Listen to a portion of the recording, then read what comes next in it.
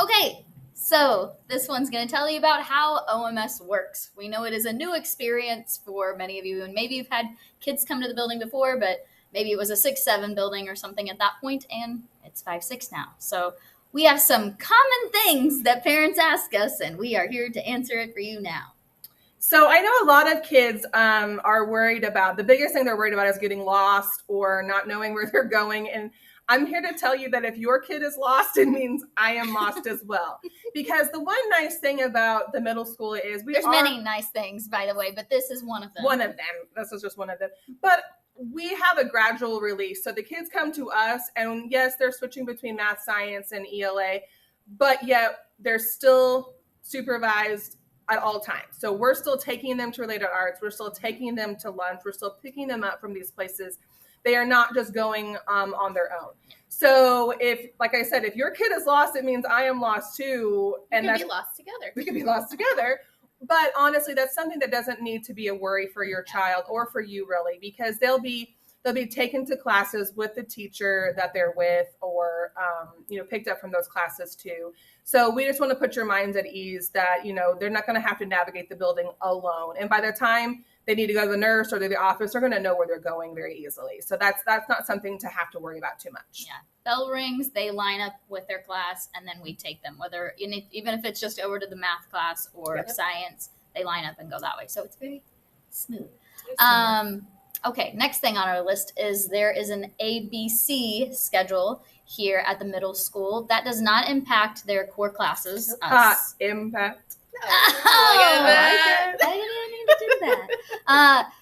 But what that means, that's actually for their related arts classes or electives, however you want to word that. Actually, every day they have 2 electives or related arts. What do I want to call those? Related arts classes. Specials. There's specials. There's so many names for that. Yeah. But they have 2. And so that's where the ABC schedule comes in place, because they have 6 related arts classes. And so if it's an A day, they may have PE and music on that day. And again, the teachers will help them switch, because those are by period. So maybe period 1, they have PE, and period 2, they have music. And so the teachers help them switch all those. We get them there. So again, that is not something they need to worry about. The B day, they may have computers and social studies. Social studies is a related arts class. Yep. And then they also have Fit for Life and art. Okay, so those are their 6 ones. And you just probably want to pay attention to what day they would have their PE or Fit for Life class, because they will need to wear tennis shoes.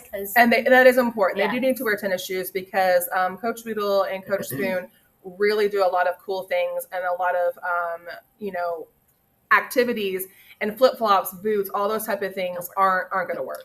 On that note, you heard her say Coach Weedle. I was going to point that out. Yes. So on their schedule, they'll have 2 Weedles, lucky kids. And no, I am not the PE teacher. That is my husband.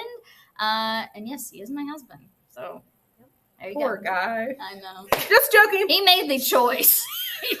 Never a dull moment in the Weedle house. No, there's not. And we'll send out, you can see it on theirs too, but we'll make sure that parents, that if they're in my homeroom, what their ABC day is, if they're in Mrs. Weedle's homeroom, what their ABC day is, or Everhart's. And we will be printing a nicer schedule that have times and stuff on it for the kids too. So absolutely. So the next thing on our list is your child does have 3 different core classroom teachers: math, reading, writing, and science. So if you have a question or a concern about any one of those classes, we would ask that you would help us out and keep your homeroom teacher from necessarily being the middleman, and contact that teacher directly. So if you have a reading or writing question, we would ask that you would contact Ms. Weedle. And if you have a math question, we would like you to contact Ms. Miller.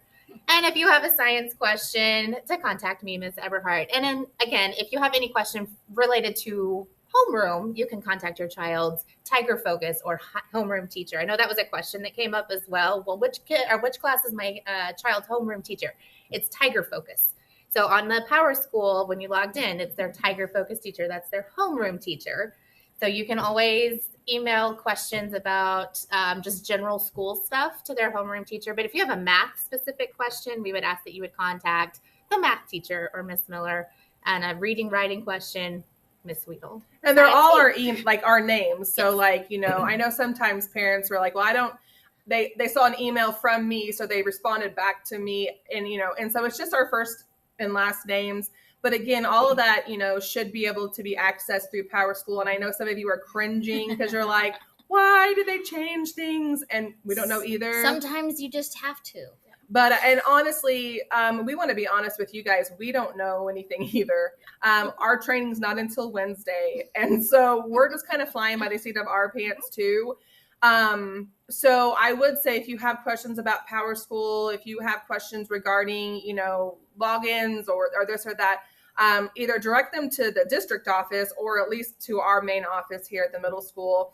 As we know more things, we might be able to be more helpful for you.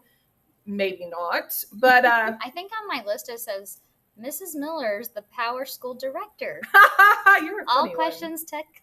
You're I know, funny, right? I but would we second don't. that. Yeah, we don't listen to either one of them. I am not the tech person on this team. I ask questions, but that's about it. But seriously, like if you have questions about Power School, I know it's frustrating right now.